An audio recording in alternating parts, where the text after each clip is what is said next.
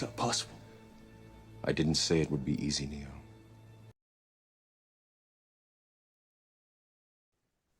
The Committee on Parole is called back to order. The time is 9:53. Our next case is Miss Kathleen Jennings. Ms. Jennings, would you please give us your full name and DOC number? Yes, sir. Kathleen Jennings, 468-423. Thank you, Ms. Jennings. Let me explain our procedure to you. First, I'm going to read some information into the record, and we're going to conduct a parole interview with you. Yes, sir. Then we will allow those persons who wish to have input to speak. Currently, here at our headquarters today, speaking on your behalf will be Mr. Freddie Jennings and Miss Christy Sheremy. Also present is Cheryl Holland, Stephanie King, Sabrina Monica, Carolyn Adams, Beatrice Taylor, Demetrius E. Moore, Cheryl Logan, and Rosalind Richards. Speaking in opposition will be Mr. Michael Ray, Mr. Curtis Ray, and Mr. Marvin Ray.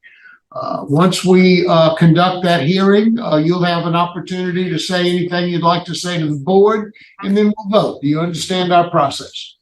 Yes, sir.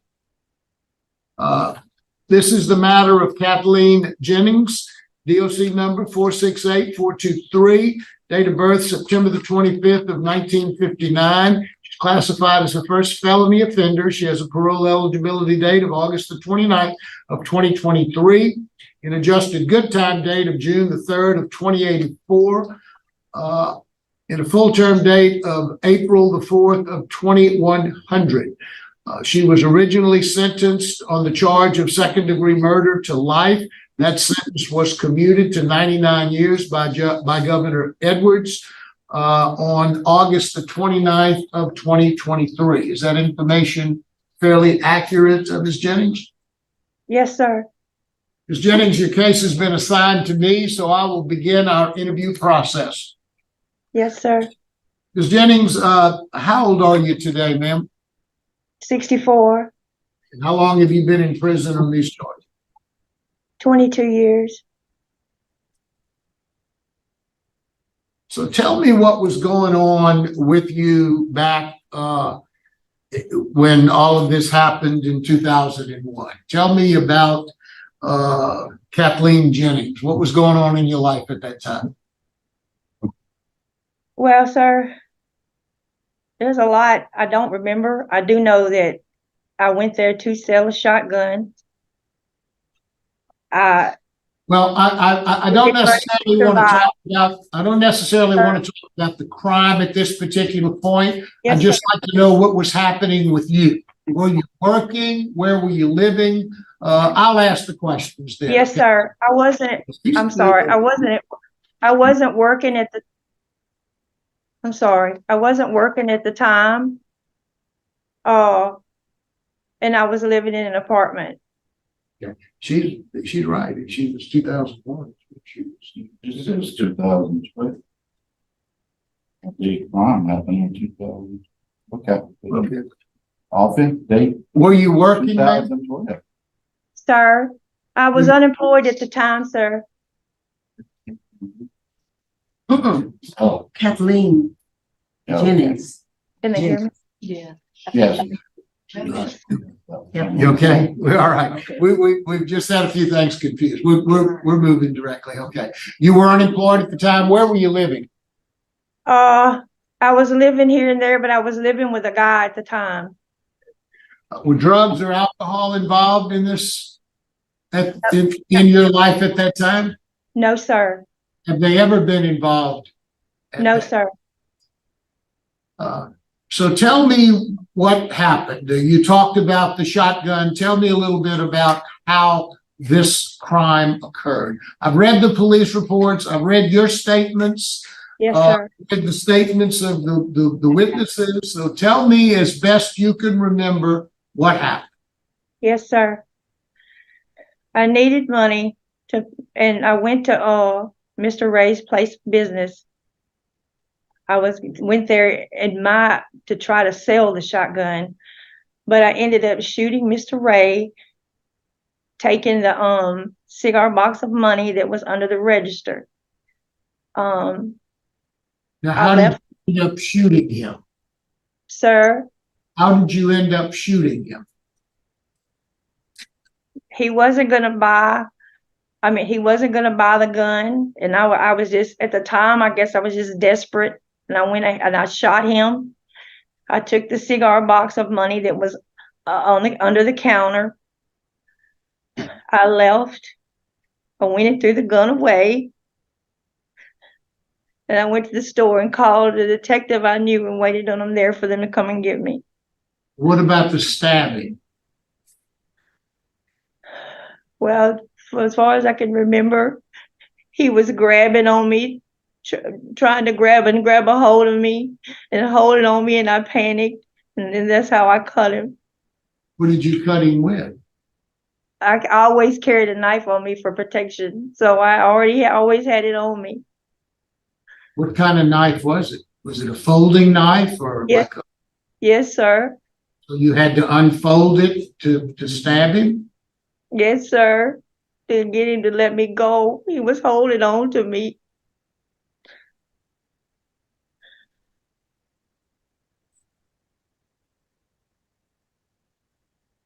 Let's talk about what you've done while you've been in prison. Yes.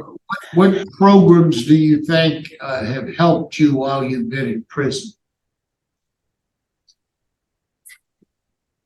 I've done several things since I've been in prison. Do you need me to name them, sir? No, you tell me what things have been important to you. I've got a list of all of the things that you've done. Yes. I want you to tell me what things have been the most meaningful to you. What Yes. have you gotten out of the programs while you've been there? Yes, sir. The one I think has made the biggest impact on me and helped me is the victim impact, listen and learn. It's taught me to have empathy and compassion for others and not just think about myself. It's taught me that you have to be accountable and be held responsible for the wrongs that you do in life and the wrongs that you do to other people and the decisions and your choices that you make out there. That one and the thinking for a change that I'm in is helping me a whole lot. I see that you've done a lot of faith-based programs.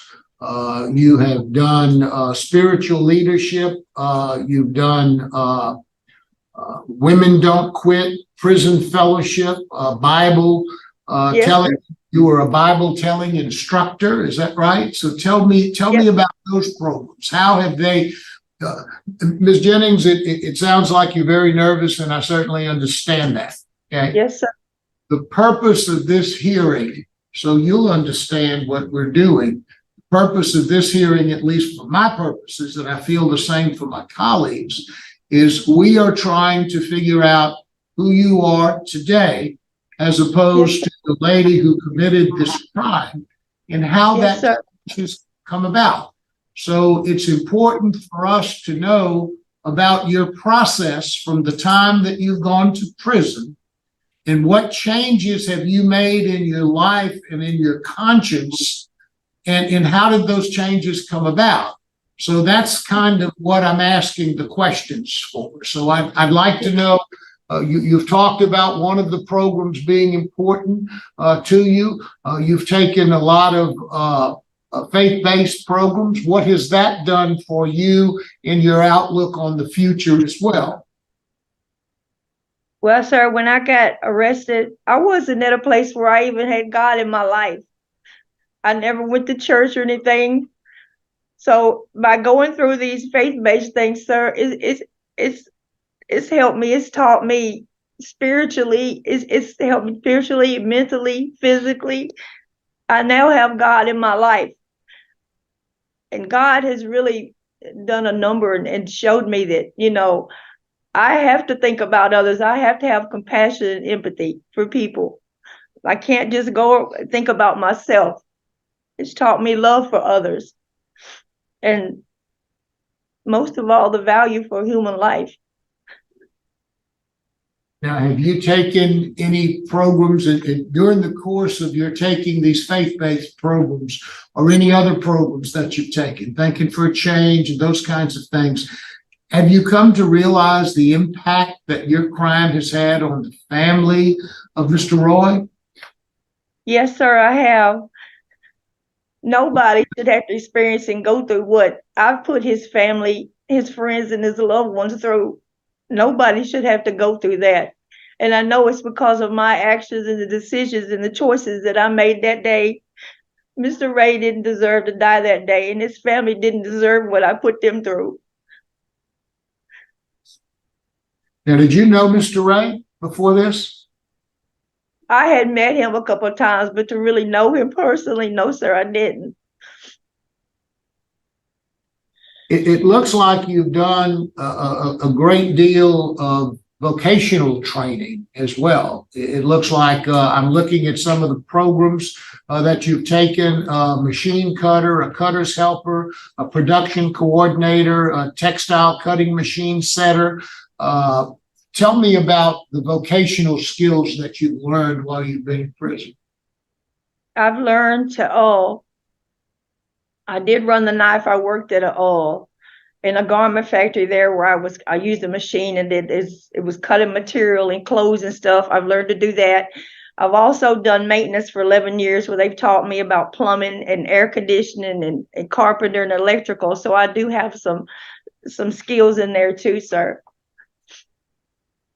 What is your transition plan? Where will you be living if you are granted parole? At the parole project, sir. And how long do you anticipate being there?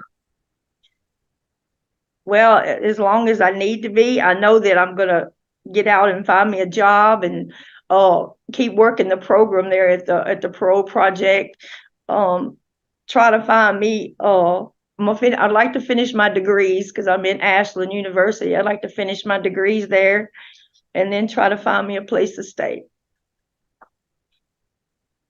And where would that be? Would that be in Baton Rouge, or where is it that Yes, you? sir. In Baton Rouge, yes, sir.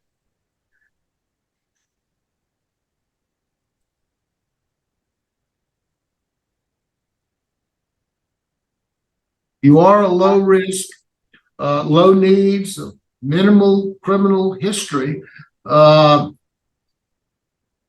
You do show, even though you have low needs, it shows, and I was a little confused by this, it shows a high need for mental health. Yet your report indicates that you have, you're classified as a 5, no meds, no interventions for over a year. Warden, can you tell us anything about their mental health issues, or if there are any mental health issues? No, the paperwork that I show that she's never had any mental health issues since she's been here. I don't know why the conflict on that information, because the report. That's why I was a little confused, because all of the reports suggested that, but under the needs, it did show low needs, but it did show high for mental health. But you show no issues with that at all. Okay. Right. She has a few medical issues that, she'll just need follow-up care, but nothing for mental health. Warden, what else can you tell us about Ms. Jennings? Well, at her time, she's been with us 20 plus years, and she's only had 10 write-ups. The last one was in 2015, which has been about 8 years ago. And as you stated, she is a minimum low risk an offender, and she has helped us over the years, first in the garment plant, then she got her ministry work, and especially after the flood, when the maintenance staff were divided between several facilities, she's really stepped in to keep whatever plumbing issues that come up, get that taken care of. So she has done a lot for her community here with her work and with the ministry stuff. And she does have a good sound reentry plan going with the parole project. Ms. Jennings, I noted your file, you have 3 children. Your son is speaking here today. What is your relationship with all of your children? I have a very good relationship with them, and I've kept a good relationship with them over the years. I talk to them on a regular basis. Yeah, I do have a question. Ms. Wise has a couple of questions. Miss Jennings, now how old were you when you committed this crime? 41. 41. Yes. I that's what I was thinking. You know, there's a science about brain development.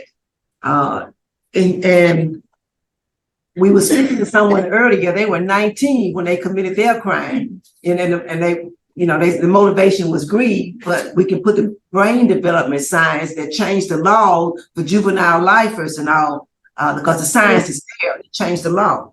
But you were 41. You were 41 when you committed this offense. And if I read the record right, I mean, you took the money out of the cigar box and went and paid your rent and things like that. Yes, ma'am. So you was about to get evicted. It was just Yes, ma'am. that stress that was going on then, the way you saw it then, if you can kind of.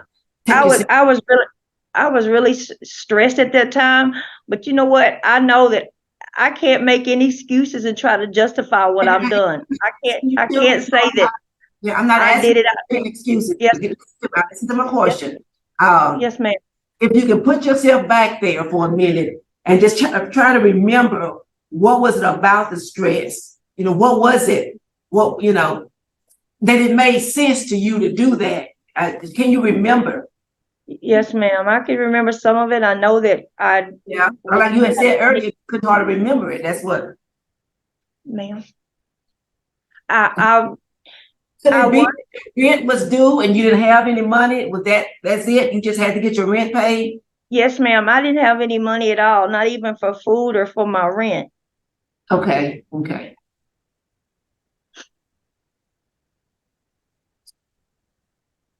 Anything else that was just, and you said you were stressed, so we just kind of speak to that stress. What were the stress factors? I was stressed because I felt like I was going to have to go out and start living in my car, and I didn't even know if I was going to be able to get gas for my car, and I didn't know about eating or anything. I didn't have any money for anything. Did you have your children with you, or you were living? You said you were living there with a boyfriend. I had my youngest son with me. He was grown, but he was living there with me. And he was how old at that time? I don't want to tell you wrong how old he was. I'm trying to remember. He was like 17, I think. Okay, about 17. Okay. Yes, Although you with the boyfriend, the rent kind of fell on you to do it, huh? To pay the rent. Yes, ma'am. The reason why I want you to review that, because that's just life, and it's gonna come up again. Yes, ma'am. You know, stressors. I don't have, you know. Yes, ma'am. Because you said there was no drugs, there was no mental health. It was just the stresses of life. Yes, ma'am. Well, that was the first time I had been stressed like that, because I had been working in different places, you know. But for that last 6 months or whatever, I didn't have any employment or anything. Okay. I didn't. I'm sorry. I didn't have any. I hadn't even got my GED. I didn't have no skills. Nobody really wanted to hire me in places. You know, a lot of places you had to have some skills or some kind of education. And I quit school young, and I dropped out of school. Yeah. And that was a bad choice. Dropping out of school was a bad choice. Yes, ma'am. Yeah. So when I came here, I got my GED here. Good. And have went on to take business management, business administration, and got my associates then, so I could have the skills and the knowledge and education to get a job out there, and to make the right decisions and right choices from that. Good, because I was fascinated when I read about you doing the plumbing. I said, this lady here wants to learn whatever she can learn. The record speaks to that. That's good. It's kind of a messy job, but yes, ma'am. Yeah, that's what I was saying. I'm so surprised you were doing it. And Warren said you did an excellent job with it. But like you said, you put more tools in your toolbox, more skills in your toolbox to be successful on the outside. And I want to commend you for that. That's really good. Yes, ma'am. Thank you. That's all I had, Jim. Thank you. Mr. Freeman? Ms. Jennings, what was the contraband that you had in 2014? That was when I was living in the room with these other two people and they did a shake. They found some a pack of cigarettes taped to the back of a stand-up locker. Okay, well, no drugs. No drugs. No, sir. Okay, thank you. Yes, sir. Okay. Now we'll hear from your supporters. Ms. Christy Sheremy. Good morning, board. Thank you. Chrissy Sheremy here with Louisiana Parole Project in support of Ms. Kathleen Jennings. We'd just like the board to know that if granted today, Ms. Kathleen, we are committed to transitional programming. She will enter our intensive programming for the next few weeks whenever it granted today. There's no limit on time frame that Ms. Kathleen can be with us. We definitely are committed to long-term transitional housing for her. We have an on-staff social worker who will do a mental health assessment. We are definitely in place to help Ms. Jennings along with all of the skills that she's obtained while incarcerated to help her find employment. I will be the case manager for Ms. Kathleen if granted, and just look forward to working with her. Ms. Kathleen has served a couple decades, and I personally know her and worked with her for many years.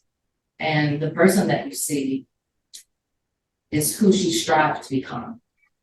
She worked hard to know that in order to do different, we have to think it. And we have to be a living example. And what she has shown throughout the years of my knowing her is coming in, because I was just a kid myself when I went into prison. So seeing someone of an older generation coming in and being able to make those changes is tremendous and it's commendable. And I just would ask that if granted, we just want to know that the Parole Project stands for. Thank you very much, Sharon. Now we'll hear from Mr. Freddie Jennings.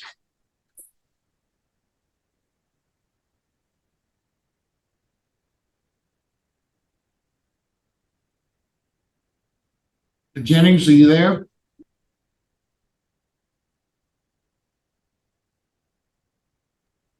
Good morning. Good morning. Mr. Jennings, would you please introduce yourself and tell us what you'd like us to know? My name is Freddie L. Jennings. I'm Miss Kathleen's stepson. Miss Kathy has raised me since I was 9 months old. She taught me everything it was to be a man. I've done wrong as well as she has, but not quite as severe. Just wanted to say that if granted parole, she will have my support and my brothers have my sister's support in any endeavor that she has. And she will always have a home with me. And I ask you do grant this parole so we can get our family back. Thank you, sir. Thank you very much, sir. Appreciate your comments. There are two ladies there at the facility. Do either of them wish to speak? I don't have any information on my sheet as to whether or not they wish to speak. I think we have Miss Cheryl Logan and Miss Rosalind Richards. Does either of them wish to speak?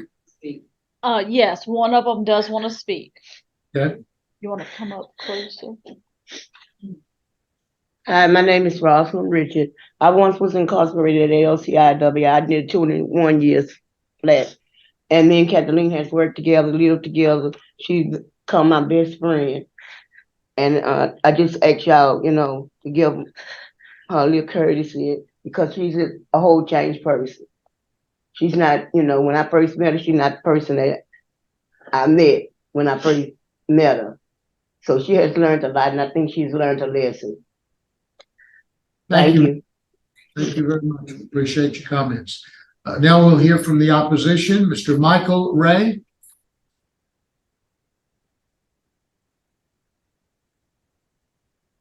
Mr. Ray, you're on mute. Can you unmute your microphone? Can you hear me now? Yes, sir, we can.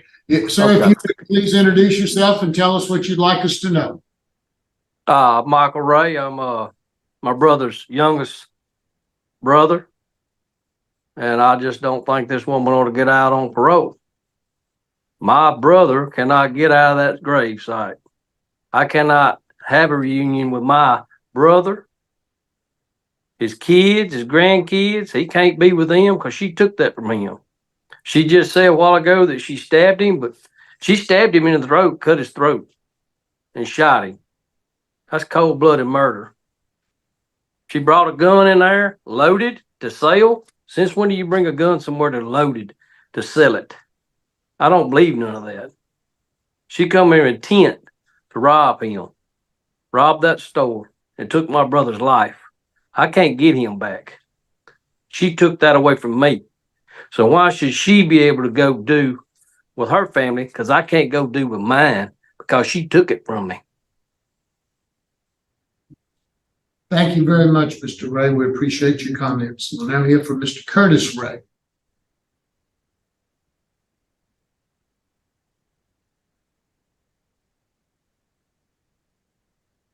Can you hear me?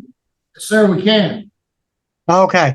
Yes, I'm the brother that's born right up under him.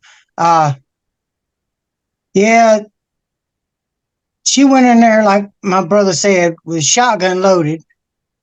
And from what I hear, I wasn't there for the trial and all that stuff, but she supposedly shot him in the back and then tried to slice his throat to finish the job, from what I understand.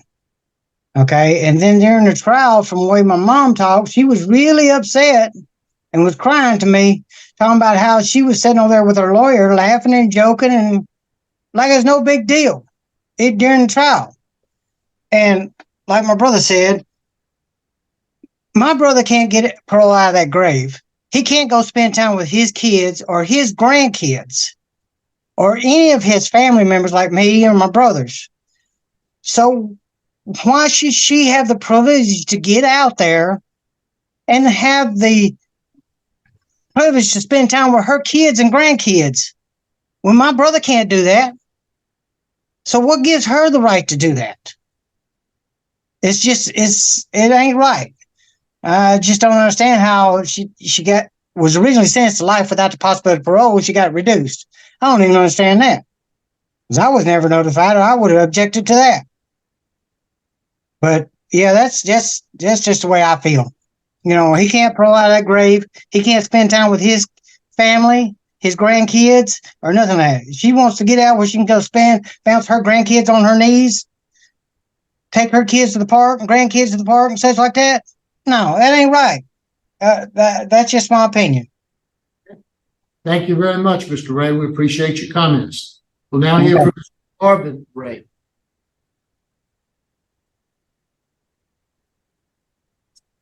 Mr. Marvin? You're on mute, Mr. Ray. We can't hear you. You're on mute. You have to unmute your microphone. We can't hear either one of you. Okay, you there? All right, you there? Can you hear me? Yes. All right. Now, as I understood it, my brother's girlfriend was there. She came in, she talked to him, and I don't know anything about this selling a dadgum shotgun. From the way I understood it, she talked to him, asked about all the security stuff being the same, and then gave her a bullshit story about something she was wanting, and she could get it at Walmart. Well, when his girlfriend left to go to Walmart, well, she went in, she come in the back of the dadgum store, shot him with a shotgun. And then, when that didn't kill him, and she was bent over fixing to cut his throat, and a black dude come in that he had pawned a pocket knife with. and she's hollering, "Joe's hurt. Go get somebody." Instead of calling the law, she got him to run off. Then she took the money and everything and left. And she was going to kill. It ain't bad enough that you shot him in the back with a shotgun. She was going to cut his throat and make sure he died. That is no excuse. She's trying to change her stories around to make her sound better. That ain't right. She needs to stay where she's at. Thank you, Mr. Ray. We appreciate your comments, sir. Ms. Jennings, is there anything you'd like to say before the board votes? Yes, sir.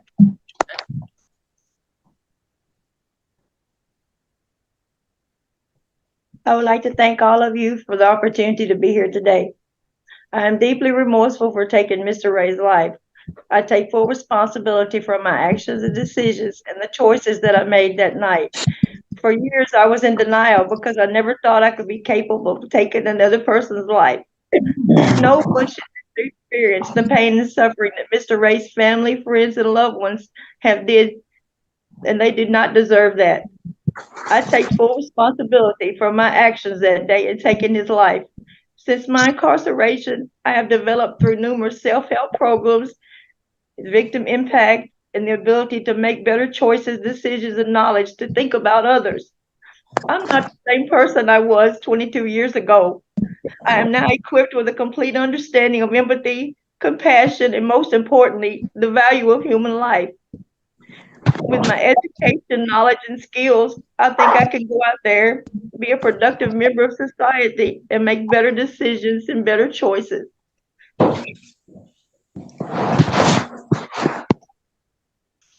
Thank you, ma'am.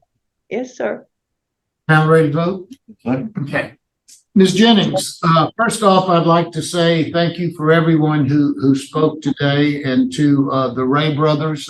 We have heard what you had to say, and we appreciate the courage it took to come here and tell us what you told us, and we do understand that. You know, our role is to look at all of the factors. Certainly the facts of the crime is something that we look at, and this is a horrible crime. Family has suffered tremendously, as we've heard today. That was 22 years ago. Our responsibility is to look at all of those factors, but primarily our responsibility is to look and see who Ms. Jennings is today, and if she has changed in any way, and if those changes are for the good. I have reviewed her record prior to asking her any questions. She has a low risk. She's got a good disciplinary record. She's taken some excellent programs while she's been there. She's got a very good transition plan with the Louisiana Parole Project, and she's got a minimum criminal history prior to this horrible crime that she committed. Based upon those factors, taking everything into consideration, my vote would be to grant her parole to the Louisiana Parole Project with the to follow all recommendations of that program, to get a substance abuse evaluation as well as a mental health evaluation. And I know that they do all of those things while they are there. And I would also make it a condition that she do 5 hours of community service work once she is released. I'm just one of 3 votes. So that's one. Ms. Wise? Thank you, Chairman. To the Ray family, my sincere condolences to you. You made very, very poignant points. You said your brother cannot come back, and again, my condolences to you. And I just hope that you find peace somehow in all of this. But Miss Jennings, when I was reading last night, you did a great harm. You healed yourself. As the evidence of your friends that are here who did time with you, they see it. The record shows that you've done some healing, and you've been helping others. Yes, ma'am. At the end of the day, and I heard that in the ACA in the ACA conference, as a human being, when you commit a crime, those are the only three things that we ask. We acknowledge that you did a great harm and you've done that. You've healed yourself and you've been helping others. So for me, I concur with my colleague. My vote is to grant as well. And I do want to stipulate that the mental health and substance abuse evaluation takes place by the Parole Project. Like I said, they do it routinely, but don't you go through it routinely. You make sure you really sit down and figure some things out, because you got some time to figure it out. Yes, ma'am. Best Thank you. Thank you, Ms. Wise. Mr. Freeman? Okay, Ms. Jennings, you've done well in prison. There's no doubt. You've done your community service. But my problem is you've served 22 years for taking a person's life. Premeditated, no doubt about it. You went there with a loaded shotgun. You was gonna rob him. You was gonna kill him, and thought you was gonna get away with it. Well, as I say, I think you're doing great, but you need to do more time. 22 years isn't enough in my book for that. So my vote is to deny. Okay. You have 2 votes to grant and 1 vote to deny. What does it require? Unanimous vote?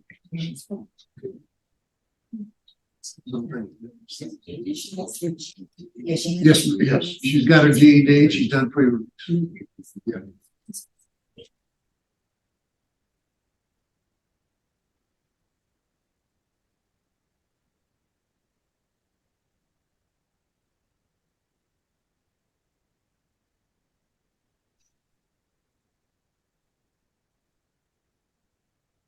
So is she low risk? Yes. Yes, she's a low risk. She found eligible. All right. Your parole has been granted with the following conditions: that you report to the Louisiana Parole Project, and that you follow all of their recommendations, one of which is going to be getting a mental health evaluation, a substance abuse evaluation, and that you perform 5 hours of community service work after you've been out for approximately 3 months. Okay? Yes, sir. Luck to you. Yes, sir. Y'all won't be sorry. Thank you. Thank you.